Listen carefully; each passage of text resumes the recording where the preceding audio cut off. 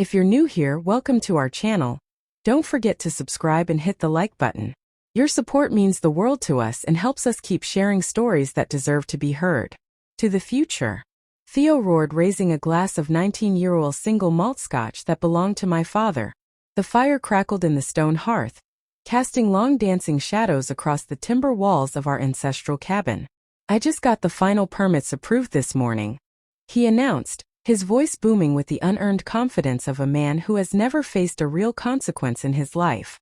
We rip out this dusty old interior, put in glass walls, heated floors, and by spring we flip this place for a $690,000 and $70,000 profit. My father William clapped him on the back, beaming. My sister Amelia looked at her husband like he was a god. I sat in the corner nursing a lukewarm coffee, saying absolutely nothing because what Theo didn't know, what none of them knew, was that the deed to this cabin was currently sitting in a fireproof safe in my apartment 3 hours away, and my name had been on it for 6 years before. We watched Theo's house of cards come crashing down. Drop a comment and let me know where you're listening from and what time it is for you right now. I'd love to know who's part of our community. The cheering inside the cabin was deafening. It wasn't just happiness. It was relief. My father saw Theo's vision as salvation, a way to turn a stagnant family asset into a legacy of wealth. He looked at Theo's flashy suit and loud promises and saw competence. He looked at me in my gray sweater, silent and observant, and saw nothing. Just Ashley, the quiet one, the accountant. The one who didn't have vision. My phone buzzed against my thigh, a single sharp vibration that cut through the noise. I pulled it out, shielding the screen from the room. It was a text from a number I didn't recognize. Are you Ashley? I'm James. I'm standing outside your cabin and your brother-in-law owes me $17,000. My stomach dropped, but my face remained perfectly still. Years of forensic accounting had taught me one thing. Never show your cards until the trap is set. I stood up, slipping through the French doors out onto the porch. The cold mountain air hit me like a slap, freezing the breath in my lungs. It was snowing, heavy flakes drifting down into the black pine forest. I looked back through the glass inside. My father was pouring Theo another drink. Amelia was laughing, her hand on Theo's arm. It was a perfect tableau of a happy family anchored by a lie, and it forced me to confront the question I had buried for years. Why? Why did my father believe the loud liar over the quiet doer? It is a trap that families like ours fall into so easily, the trap of normalizing cruelty. We mistake confidence for competence. We mistake silence for absence. Theo was a master of performance. He filled the room with noise, with energy, with the appearance of success, and because he demanded attention, he got respect. I, on the other hand, demanded nothing. I fixed the problems in the dark. I paid the bills quietly, and because I made it look easy. Because I made the problems disappear without fanfare. My father assumed there were no problems at all. He didn't value the safety I provided, he valued the excitement. Theo promised. I looked down at the phone again. I'm outside. I typed back. I'm coming down. I wasn't just walking out into the snow to meet a contractor. I was walking out of the role they had assigned me. The quiet daughter was done. The forensic accountant was clocking in. The next morning, I sat in a booth at the only diner in town, watching steam rise from a black coffee. James walked in 3 minutes late, looking exhausted and carrying a thick manila folder. He didn't look like a scammer. He looked like a man who had bills to pay and a bad feeling in his gut. He slid into the booth without a greeting and pushed his phone across the table. He said he wanted an open concept. James said, his voice rough, so we started demolition on the interior walls. Yesterday I looked at the screen and for a moment I forgot to breathe. The photo showed the great room. The vintage timber framing the hand-hewn beams. My mother had loved the one she used to trace with her fingertips while she read by the fire were gone, ripped out, piled in a dumpster like garbage. Theo hadn't just renovated the cabin. He had gutted its heart. He had erased the history of this family to make room for generic modern aesthetics that would look good on a listing brochure. The anger that flared in my C*******T wasn't hot. It was absolute zero. I reached into my bag and pulled out my own folder. James, I said, my voice steady.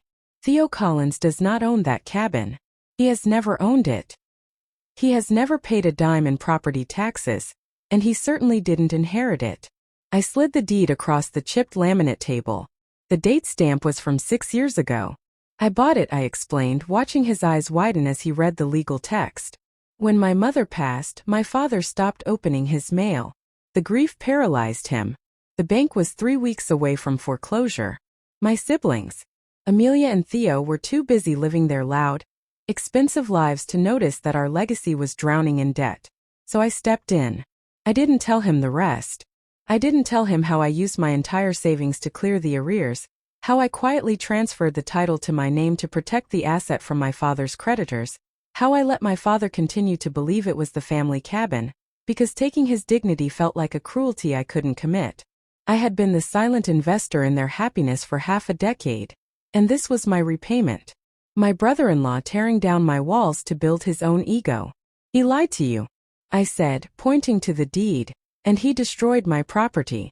You are going to stop working immediately, and you are going to give me every single text message, email, and voicemail he has sent you. James looked at the deed, then at the photo of the destroyed beams, then at me. He owes me $18,000 for materials, he whispered. He owes you a lot more than that, I said. But right now he's about to find out that the landlord is home. I drove back down the mountain with the evidence in the passenger seat, my mind shifting gears from defense to offense. But before I could pull the trigger, I had to give my sister one chance. Amelia was the optimist of the family, the one who believed in vision boards and manifesting destiny. I needed to know if she was a co-conspirator or just another victim. We met at a coffee shop near her house. She walked in glowing, radiating the kind of manic happiness that usually precedes a crash. Can you believe it? She gushed, grabbing my hands across the table. Theo says the pre-sale interest is insane. We're going to be rich, Ashley. Finally, I pulled my hands back. Amelia, listen to me. I went up to the cabin. Theo is destroying it. She waved her hand dismissively. He's updating it. You have to break a few eggs, right? It's just old wood. It's not his to update, I said, keeping my voice low. And it's not just the cabin. I spoke to the contractor. Theo hasn't paid him. He's $17,000 in the hole, Amelia. Her smile faltered, but then it hardened into something brittle. He's managing the cash flow. These things are complicated. You wouldn't understand, you're so risk-averse. I understand that he forged permits, I said. And I understand that he doesn't own the property, he's handling it. She snapped, her voice rising. Why can't you just be happy for us? Why do you always have to be the wet blanket? You're just jealous because Theo has big ideas and you're stuck in your spreadsheets. Then she dropped the bomb. That turned my concern into ice. We took out a second mortgage on our house, she said, lifting her chin defiantly, to bridge the gap until the cabin sells. Theo said it was a sure thing. He said we needed skin in the game. I stared at her. She had leveraged the roof over her children's heads to fund a renovation on a house I owned, based on a lie told by a man who couldn't pay a contractor. Theo hadn't just scammed a stranger. He had weaponized my sister's trust to dig her a financial grave. He lied to you, I said softly. You're just trying to ruin this. She hissed, standing up. You've always been jealous of him. Stay out of our way. Ashley. She stormed out, leaving me alone with the cold coffee and the terrible clarity of what had to happen next.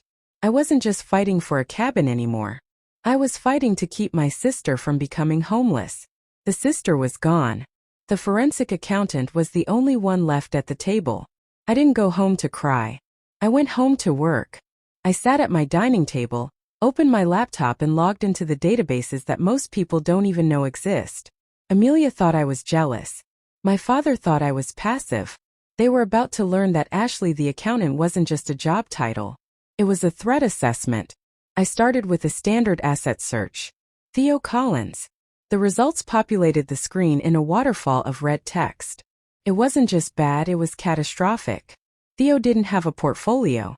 He had a sinkhole $57,600 that was the current tally of his unsecured debt. It wasn't a mortgage or student loans. It was maxed out credit cards, online gambling losses, and payments on a luxury car lease he couldn't afford. He was paying the minimums on 6 different cards, juggling balances. Like a clown on a unicycle, he was drowning, and like a drowning man, he had grabbed the nearest buoyant object, my sister, and pulled her under with him.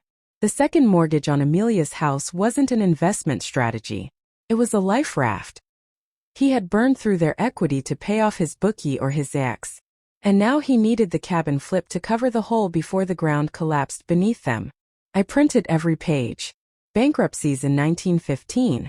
A lien on a previous business venture. It was a pattern of failure masked by charisma.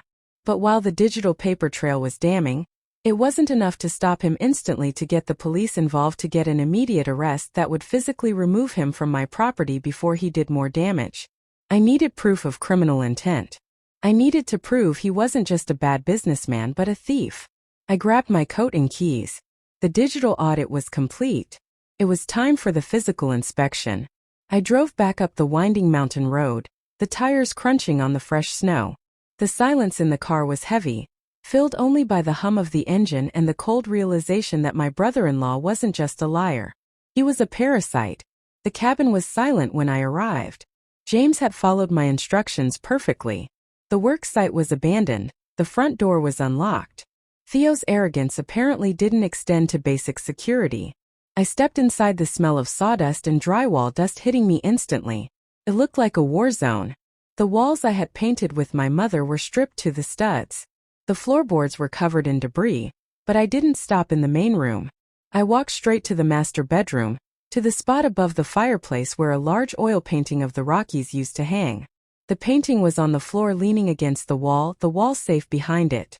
A small vintage box installed by my grandfather in the 60s was wide open. I froze, my breath hitched in my throat. I walked over my boots, echoing on the subfloor, and peered inside. Empty. The velvet pouches were gone. My mother's vintage jewelry collection, the sapphire brooch she wore to weddings, the pearl string from her grandmother, the gold locket with my father's picture, all of it gone. I leaned against the cold stone of the fireplace, a wave of nausea rolling over me. This wasn't just renovation fraud. This was grand larceny, but as the forensic accountant in my brain took over, the pieces clicked into a terrifying psychological profile. This is the nature of the narcissistic injury. Theo didn't steal the jewelry just because he needed $57,000. He stole it because he needed the costume of a successful man. He couldn't bear the psychological wound of being seen as a failure, as less than. So he looted our history to pay for his present. He pawned my mother's legacy to buy the appearance of wealth, the champagne, the suits, the contractor deposits. He would rather be a criminal than be ordinary. He would rather destroy my family than admit he was broke. This was the point of no return. He hadn't just made a bad business deal. He had violated the sanctuary of the people who loved him. He had stolen the physical memory of my mother to feed his ego. I pulled out my phone and took a picture of the empty safe. Then I called the local precinct. I need to report a burglary. I said, my voice as cold as the mountain air, and I know exactly who did it. The sister who hesitated at the coffee shop was gone. The woman standing in the wreckage of her mother's bedroom was ready to burn the house down to save it.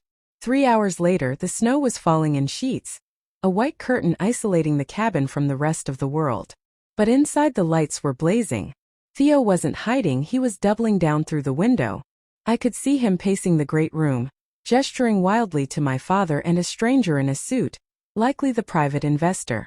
He was trying to scam for a bridge loan to cover his debts before the law caught up. He was trying to sell a house he didn't own to pay off a debt he couldn't service. It was the final desperate spin of the roulette wheel. I didn't knock. I used my key, the one I had carried on my keychain for 6 years. Unnoticed by everyone, the door swung open, letting in a gust of freezing wind. The conversation died instantly.